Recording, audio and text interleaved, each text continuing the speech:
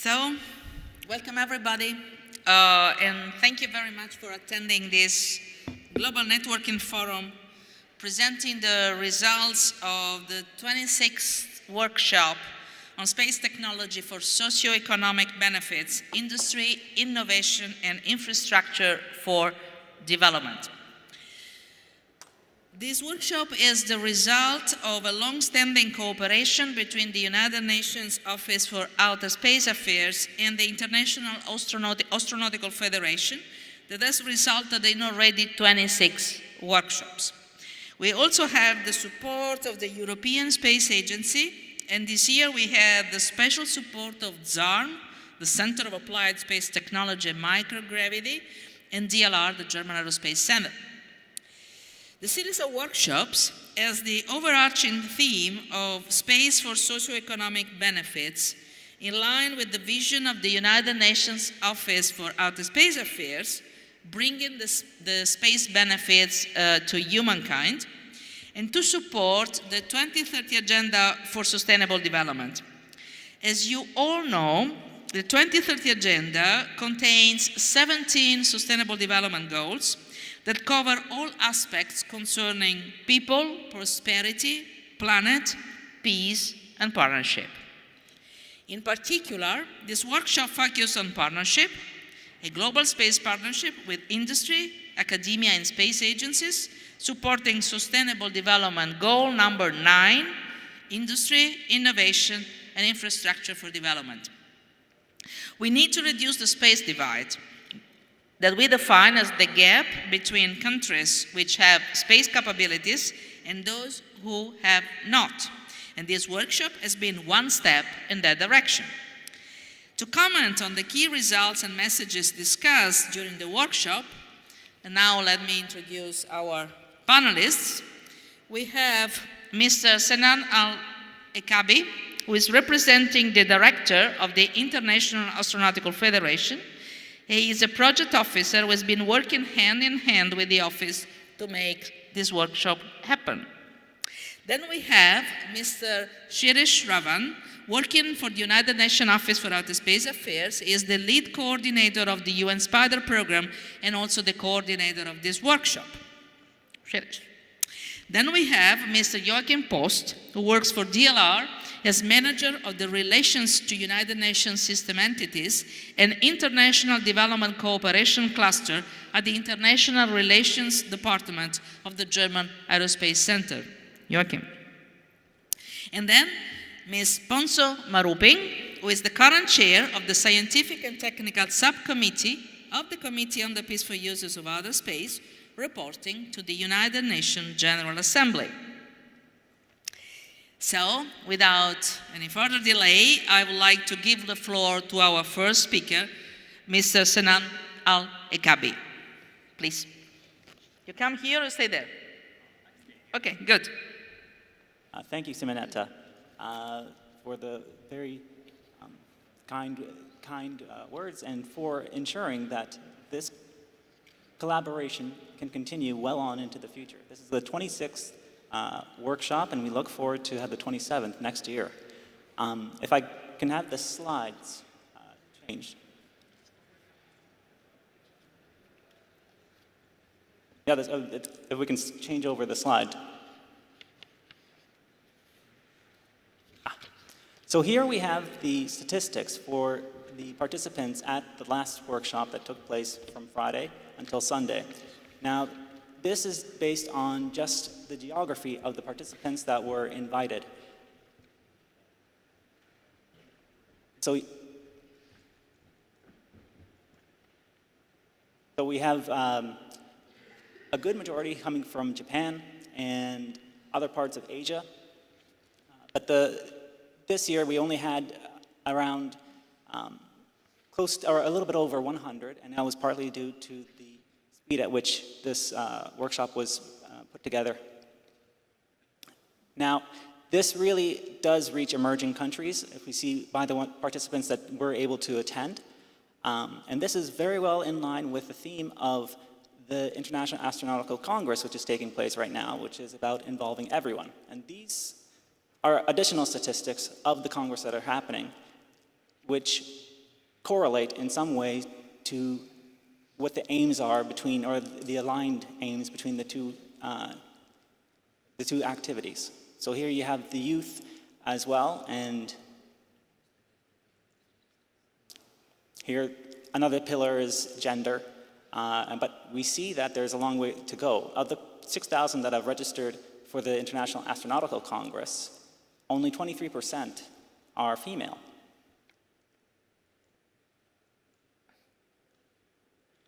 And then by geography, we still had the majority coming from non-emerging countries, but I can't give the complete statistics for that. But they will become available a little bit later on.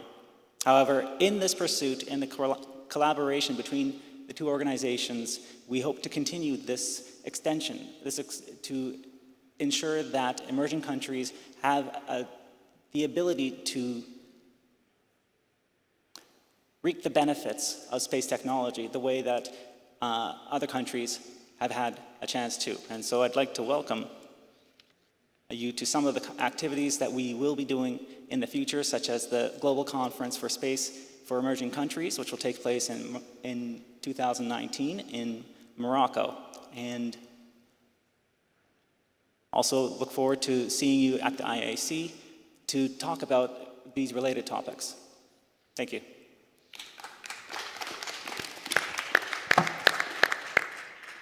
So thank you very much.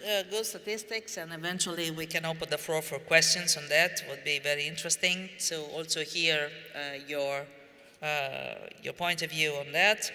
And now it's my pleasure to give the floor to Mr. Shirish Ravan, who is working in my team. So Shirish, please, you want to come here? Good.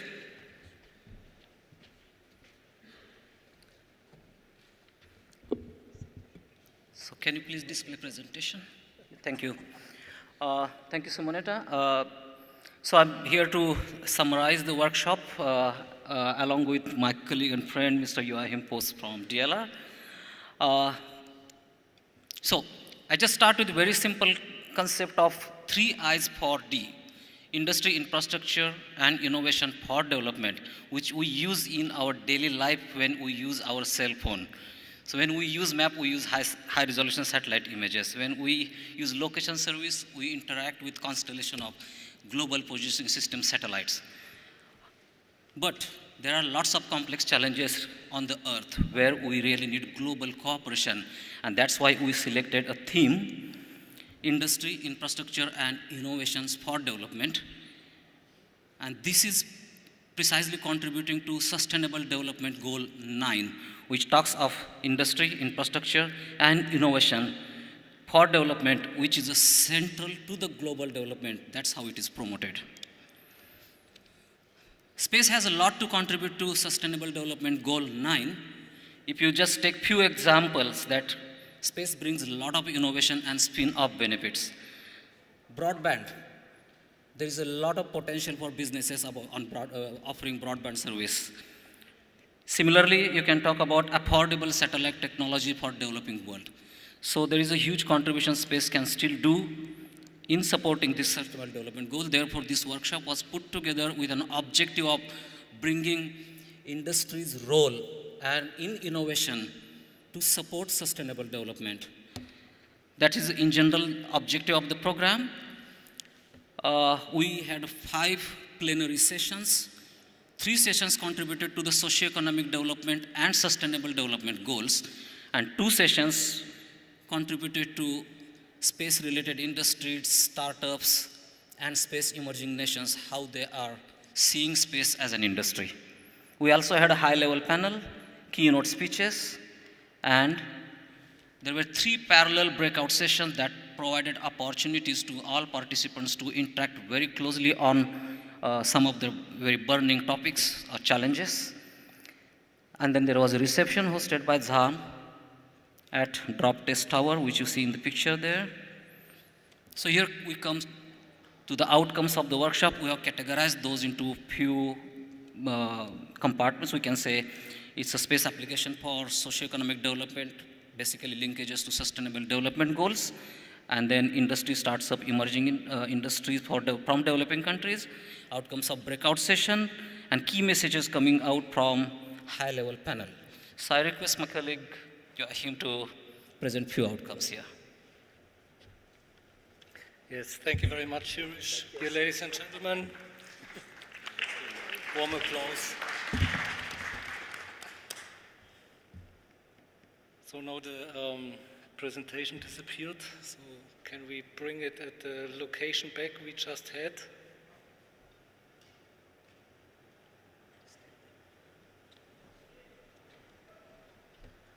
It's the same presentation that continues. Yeah. Very good. So I would like to provide to you now the key outcomes of the sessions which dealt with space application for socio-economic development, benefits, and linkages to the Sustainable Development Goals. And first, and that's a very, very good observation, that we can see more and more developing countries that are actively engaging into space activities. So we had many examples from Kenya, from Costa Rica, from countries where they have established in the recent years organizations and space agencies. And of course, this is one key factor in the country to better utilize space research and technology for sustainable development. But still, we can observe that there is a significant gap of understanding on space technologies, applications, and services provided between the providers and the users. So we have really to work in the future more intensively on this issue by awareness raising, networking, but also on capacity development and technology transfer. And very important is, and that's also a very good observation, that space applications are there and available for almost all sustainable development goals and targets. But, and this is very important, the countries, they have a huge challenge to make these things which are available used and usable, and to utilize space technology and implement it for development. And this implementation for development is a very crucial issue which we have to focus on in the future. Further, we can also see, and this is also very good, that we have through the whole process of the 2030 agenda increased number of countries who are relating their efforts to the Sustainable Development Goals, and of course also in the space field and in the space applications. And what is also clear, and this is part of the whole 2030 agenda process and the implementation, that we have data gaps and that we still have gaps in understanding. So there are research needs and needs for further technological developments and innovation to close these gaps for sustainable development. And we discussed quite intensively issues like data science, use of big data, making data available to value add to data, to information and knowledge for decision making. In some countries, we have seen very good examples how to utilize space technologies and services effectively for socio-economic development. And there is, of course, a challenge of space emerging countries and developing countries to catch up with the high-tech developments in this field. And clearly, very important is that we need cooperation across disciplines and sectors. So we have to go out of the space sector to work across the disciplines and sectors together. That was also clearly stated. As I said, there were 3 sessions on socio-economic development and SDGs. We had also 2 sessions on industry, startups, or role of emerging industries from developing countries. And key messages coming out from these particular sessions is we need enablers for startups, and most important enabler is good academic environment, governmental support programs, and also entrepreneurship and enthusiasm. All cannot become entrepreneurs if there is no enthusiasm and enabling environment. Another unique thing happened in workshop that there were lots of success stories were presented on how university programs resulted in successful startups. Another thing was felt very sincerely throughout all the presentations. We saw that all industry presentations were showing slides on sustainable development goals, which also shows that they are aligning with the country's agenda on sustainable development goals, and therefore they are really partners, basically enabling public-private partnership. But the challenges they face is the government space programs in developing countries. They have non-reliable funding sources, and which is not very healthy environment for startups because they also get less funding in that such cases. Good news was that a lot of bigger industries, we had Airbus and many other big industries, they are engaging in developing and providing access to multi-source data through their platforms or developing digital services, which is a key growth engine and it promotes innovative solution. So their contribution in SDGs and also enabling startups and upcoming industries is very, very high. So this session basically allowed startups to interact with the experienced industries and also government enablers. Breakout sessions were basically dealing with day-to-day life problems. The first session dealt with the Earth observation technologies and data, and it was felt that free and open access, cloud services, open data cubes, and international and national data policy is necessary for socio-economic development. The second session that dealt with technical advisory services needed by the developing countries. It came to conclusion that such services are very, very essential because countries do not really understand how sustainable development goals can be really achieved by taking contribution from space. And the third one talked about enabling, government should provide enabling environment for the industries, and national priorities and industries, they should be aligned on each other. You have to, yeah. Okay, then I'll be a bit more quick. So the first, we had an issue on access to space, which is very important to provide access to space to all countries. First, there was a recognition, and this is a thanks to UNOSA, on the unique opportunities offered by UNOSA through the HSTI program. So that was very interesting and provide a lot of impacts. For example, the OSA-JAXA cooperation on Cuba Cube, and the TSAM drop tower, the China utilization on the Chinese space station, and the Dream Chaser cooperation. And the impacts, for example, in Costa Rica, we can really now see who benefited from one of these programs, that academia can support now the use of space engineering methods, and that industry is able to support the development of projects and to develop in this country. And this is very good to see, and more opportunities should be generated in this respect. This we can clearly state. We also had keynotes and high-level panel, some key messages which I would like to summarize here. Of course, we heard it also this morning, global challenges require global cooperation. Yeah, that's easy said, we have to do it. Yeah. We are doing it, we have to accelerate on this. But very important is that we look at a seamless chain of innovation. So from research, technological development to demonstration and implementation, creating inventions and innovation, and industry is playing a very important part in this. Space, meanwhile, is an essential infrastructure of day-to-day life, of our lives.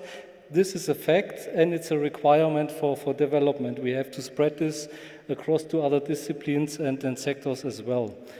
A big challenge is systematic space-based observation using multiple data sources. This is needed, yeah, and especially to support the assessment and measurement of the indicators of the Sustainable Development Goals.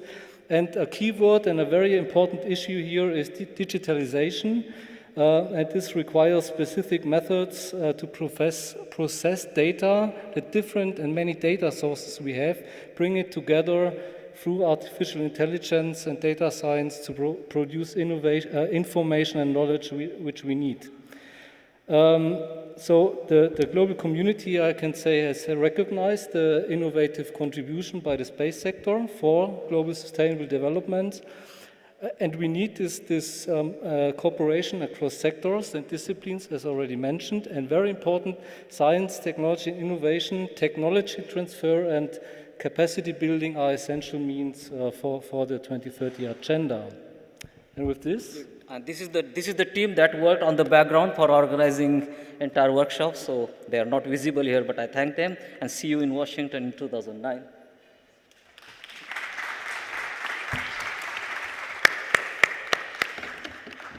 Thank you very much. I've been standing and giving the sign that I had to be quick. Sorry, but time is short. And so I would like now to give the floor to Ponzo Marubi. Please, Ponzo. Thank you, Simonetta. I just want to start by thanking the UN and IAF for the invitation and hosting the workshop. I found it quite useful.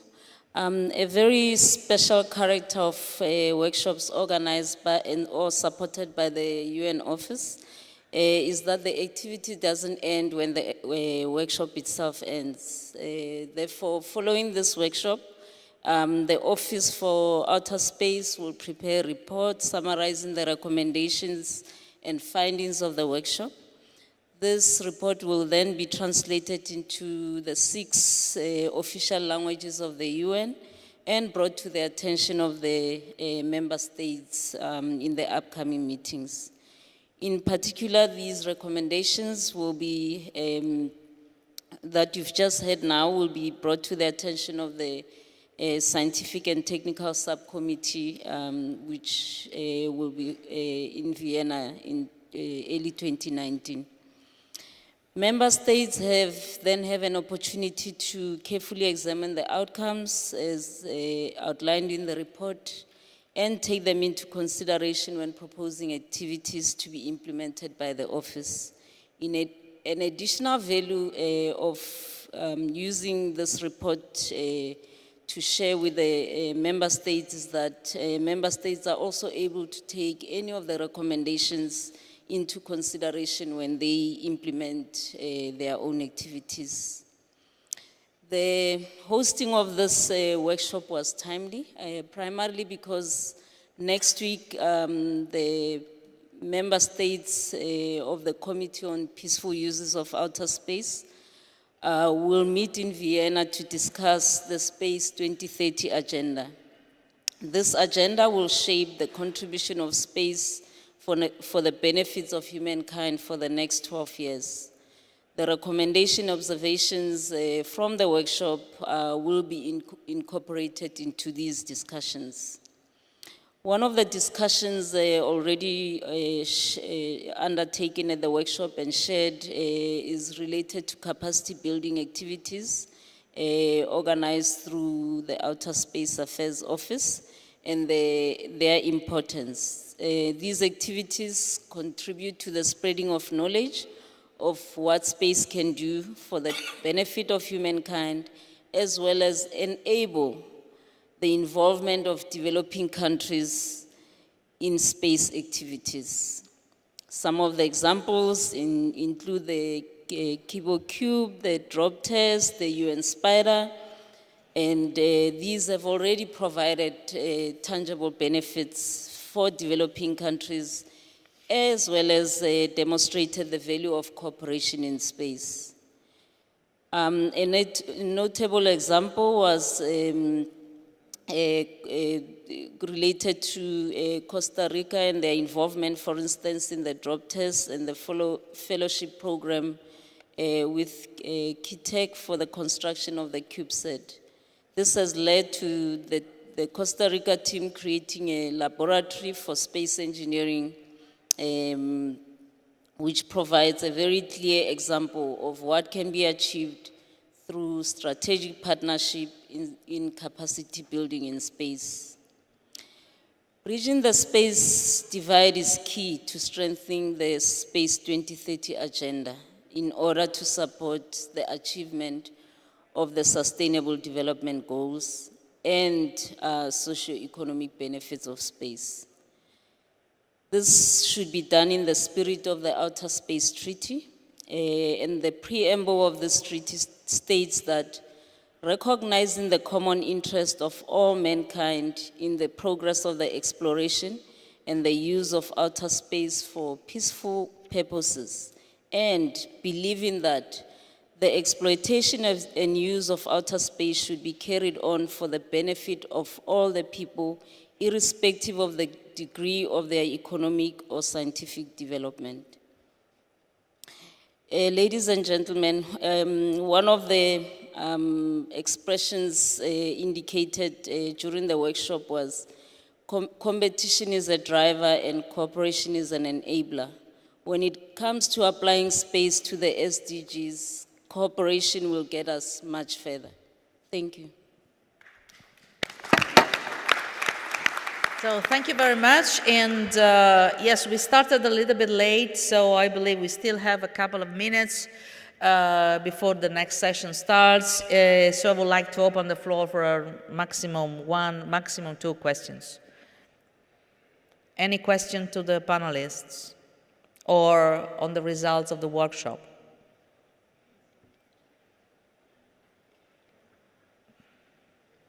Here, yeah?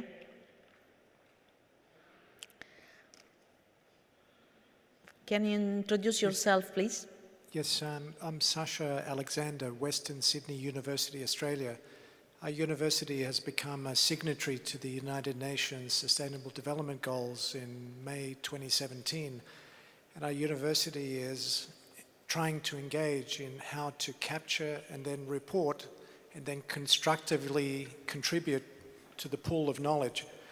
Your presentations today reminded me of the possible question of how we capture the good work and how we create a pool of knowledge and how we measure the outputs towards meeting sustainable development goals, because I know our university, we're trying hard, but I know we're a little bit alone. So I'm just wondering how your group might be feeding into a larger pool of knowledge, whether that's through the IAC or other organizations, including government.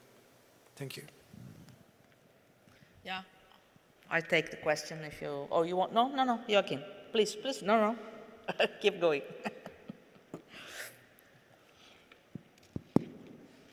So if I understood correctly, the question is how can we gather all this information applications which are there to showcase it for the SDGs.